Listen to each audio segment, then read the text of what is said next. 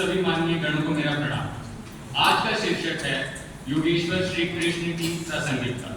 इसी के ऊपर मैं अपने कुछ विचार रखना चाहूंगा यहाँ पे। अगर हमें भारतीय संस्कृति को यदि हम साकार रूप में देखना चाहते हैं तो हमारी दृष्टि एक ऐसे महापुरुष की ओर जाती है जिसका नाम है योगेश्वर श्री कृष्ण, जिन्होंने अपने जीवन, कर्म और चरित्र से अनेक स्त्रियों, पुरुषों, युवाओं को, आर्यों को धर्म, न्याय का मार्ग दिखाया। उनकी शिक्षाएं मानो काल में अमर हो गई हो। शिक्षा प्रदान करने के दो मुख्य स्वरूप हैं। पहला अपने शब्दों से, दूसरा अपने कर्म से, वचन से और वाणी से। और प्रभु श्री कृष्ण इन दोनों में ही निपुण माने गए हैं। यदि हम अपने आप को अर्जुन स्वीकार करें और अपने अंतर परमात्मा को प्रभु श्री कृष्ण माने और इस पूरे जगत को हम धर्म क्षेत्र, कुरुक्षेत्र मानकर यहाँ पे उतर जाएं, तो हमारा कोई भी कर्म व्यर्थ नहीं जाएगा। इसी प्रकार से भगवान ने भगवत गीता में अर्जुन को भी यही उपदेश दिया था। यदि हम ये समझकर कर्म करें तो भगवत गीता का दिया गया एक एक उपदेश हमारे लिए उतना ही उपयोगी सिद्ध होगा जितना कि उस समय अर्जुन के लिए हुआ था। हाल ही में ही इसका एक उदाहरण है। हाल ही में ही हमारे वैज्ञानिकों ने चंद्रयान 3 के साउथ पोल पे लैंडिंग करवाई है। असफल नहीं हुए वो।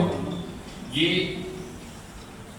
इसी को दर्शाता है कि हमें अपने कर्म को बिना किसी फल की चिंता किए करना चाहिए। हम मनुष्य ऐसे ही हैं। हम थोड़ा सा सुख पाते हैं, सुखी हो जाते हैं, थोड़ा सा दुख पाते हैं, दुखी हो जाते हैं। हम ये नहीं सोचते कि सुख आया क्यों, दुख क्यों आया। इसका कारण केवल भगवान श्री कृष्ण ही है। हमारी भगवान श्री कृष्ण की एक अलग ही छवि बन गई है आज के टाइम पे।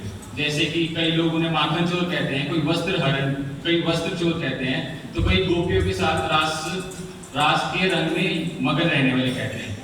मेरी आप सबसे विनती है कि कृपया कर भगवान श्री कृष्ण की ऐसी चरित्र अपने मन में ना बनाएं, क्योंकि आज हमें उनके चित्र को नहीं, चरित्र को पूजने की आवश्यकता है। और इसी के साथ ही कविता में प्रस्तुत करना चाहूंगा जो कि भगवान श्री कृष्ण के शौर्य, उनके पराक्रम को दिखाती है। आशीर्वाद दीजिए।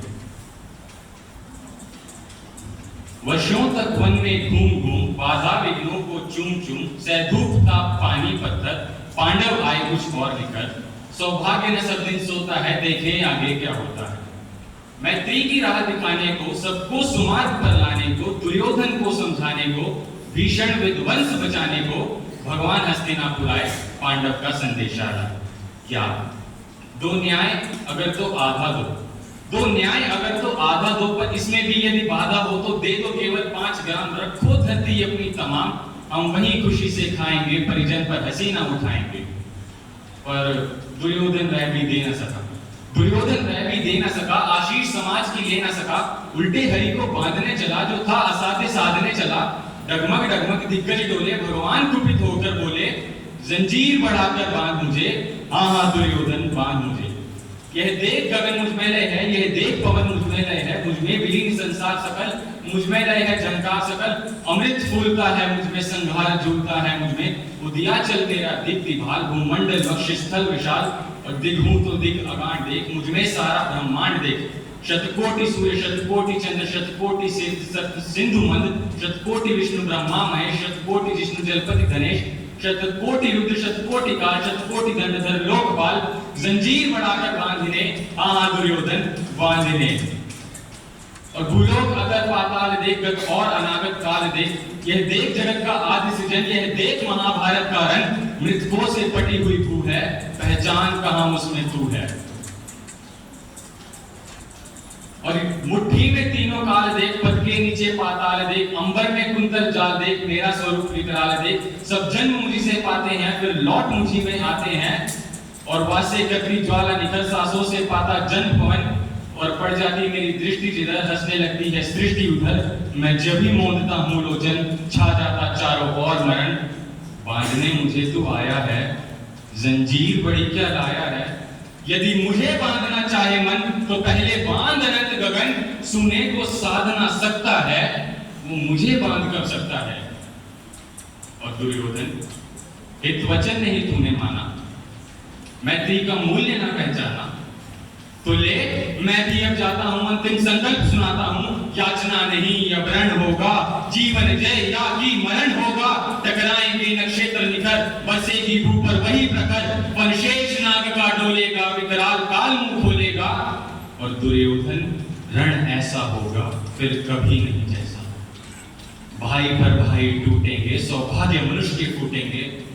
और दुर्योधन जो भूसा ही होगा, हिंसा का पर्दा ही होगा।